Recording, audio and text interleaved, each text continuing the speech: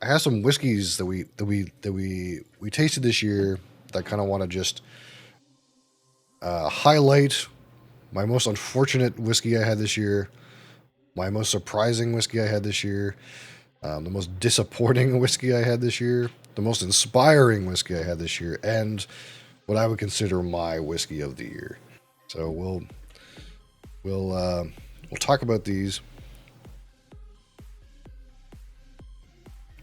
A awards show, I suppose. Um, but yes, so we'll talk about my spirits highlights this year. If you're joining us from YouTube, know that I do spirits related content every day at 11 a.m. Eastern Time on Twitch TV.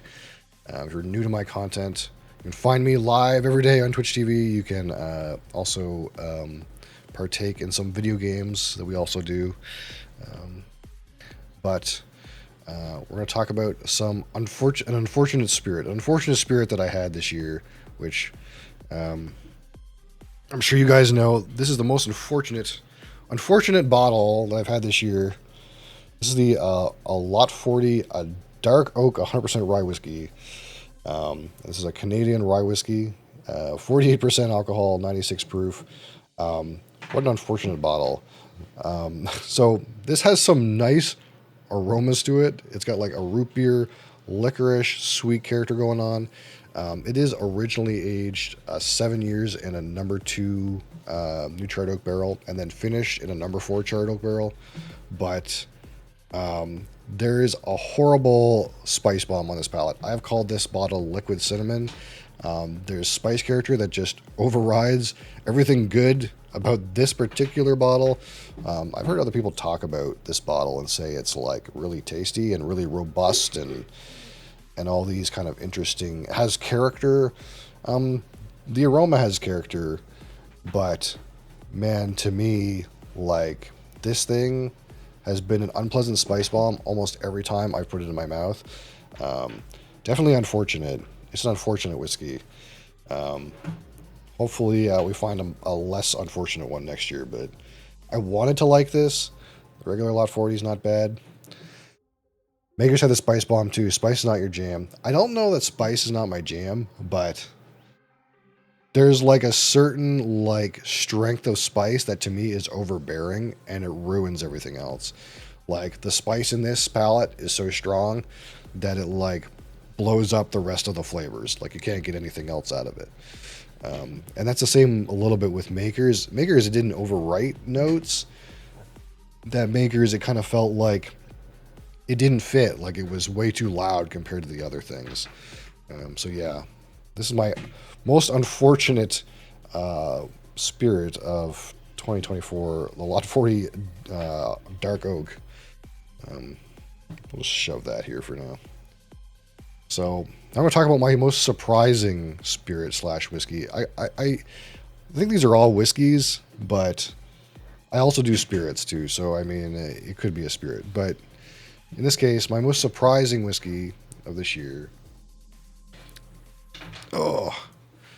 which I think is not too much of a surprise, is this one here, the Shelter Point Smoke Point Canadian single malt whiskey.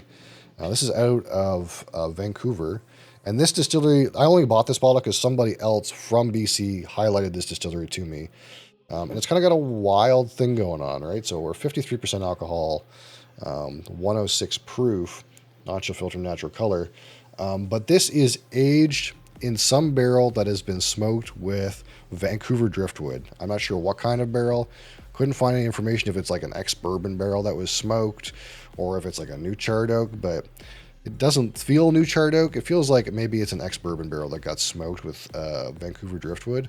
But at first, we tried this at first. It was very salty, very briny.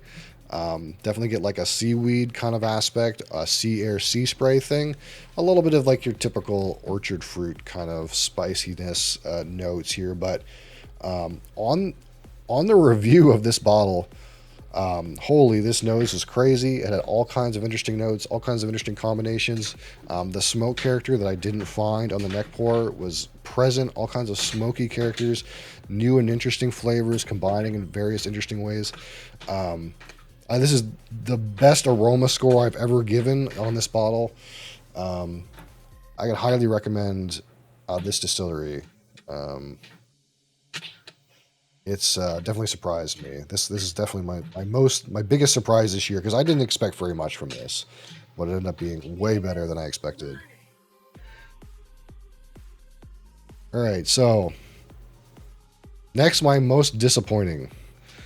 And I feel like there could be various options here. This one was pretty disappointing too.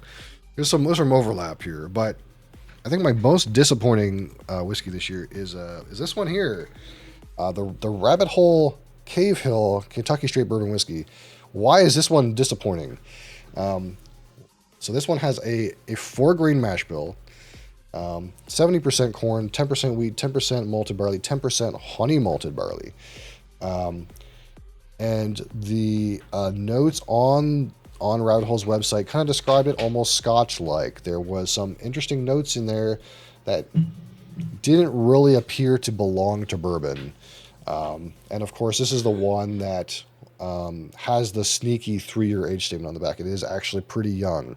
It's a 3-year age stated bourbon. But the sad part is, I went into this kind of hoping it would be something new and exciting between the mash bill and whatever they do over there, and maybe just it being a bit younger, that it would surprise me in some way. And the result was this was bourbon. This tasted like bourbon. It had a little bit of something different, but it was still mostly just bourbon. I kind of thought that maybe this would be everything that bourbon could be, and it turned out to be mostly just bourbon with a little bit of other sort of interesting notes going on.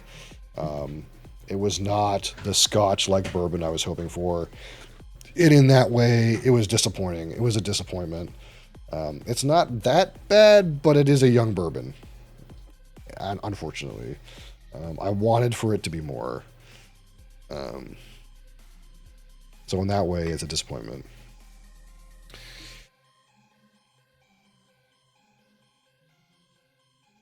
All right, so my most inspiring spirit of this year, and for me, when I say inspiring, just a reminder of everything that spirits can be, and a reminder of that there's so much room to explore in this realm of whiskey slash spirits.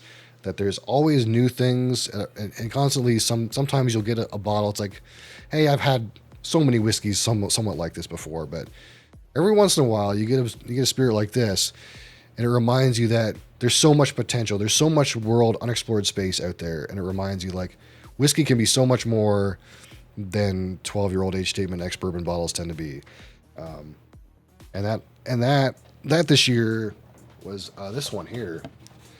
The Lichig 9-year-old cask strength red wine matured island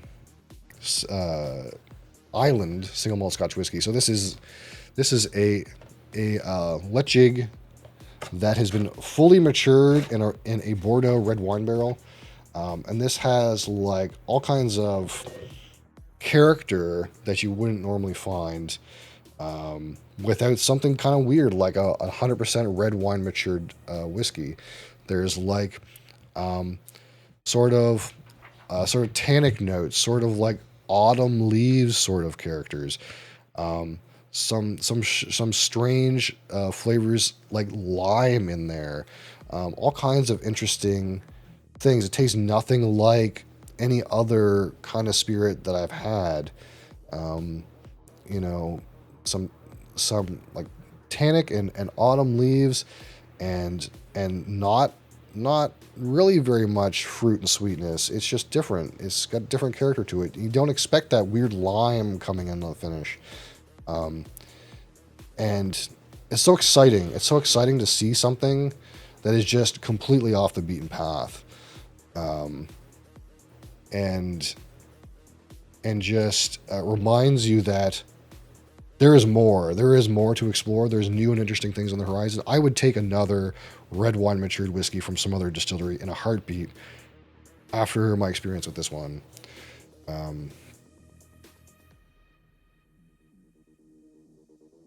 Of course, let's talk about what I would consider to be my spirit this year. My number one spirit this year that I think, if you can get one, everyone should try. Because as soon as I experienced this whiskey, I was like, I can't stop talking about this whiskey. I haven't drank very much of it because I want to preserve this one. I don't think I'll get another bottle. And my God, is it tasty! Of course, some of you already know this is the Laphroaig Carchis Cask Favorites 10-year-old Islay single malt Scotch whiskey. And this is at 52.4% ABV, 104.8 proof, non-chill filtered, probably color added. 10 years in first and second fill, ex-bourbon and quarter casks, and finished in Pedro Menez sherry. Man, what a delicious whiskey. Pretty much ever since I tried this, it's just been, I feel like I mentioned it too often. I feel like I just talk about it too much. And that's because, like, at any point, I just want to drink more of this. And I'm trying not to, like, kill this bottle too fast. I'm going to try it Friday. Nice. I know you will enjoy it. I know you'll be wowed by it. It is the Laphroaig that you know and love, firing on all cylinders. It's got all the peat character, all the smoke character, all the, like, barbecue iodine banded character, but it's permeated by a thick, rich, jammy, sweet Pedro Menez character. And it's a wild ride on the finish. From the arrival with that smoke to the mid palate with, like, the sweet jamminess, into the back palate and finish with all that vegetal, iodine, earthy notes. And of course, this is the Carchis, and it's meant to be enjoyed with friends, so I'll enjoy some Carchis with you guys again on this New Year's Eve. And that's what I'm somewhat trying to reserve it for sharing with you guys, because likely I will not get another bottle of this. It's sold out near me. I don't know what the stocks on the internet come out to. I should have bought two. Honestly, I should have bought two of these. But at the time, I didn't know. Great price too. Same price as the cask strength, and it's not quite cask strength, but it's pretty high proof. And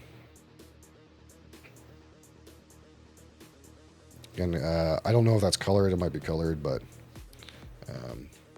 at the end of the day, cheers to you guys. I hope 2024 was great. Honestly, to somewhat surpassed my own expectations for broadcasting this year, and I kind of hope that you guys will join me again next year in 2025 for more gaming and spirits related content. Holy shit.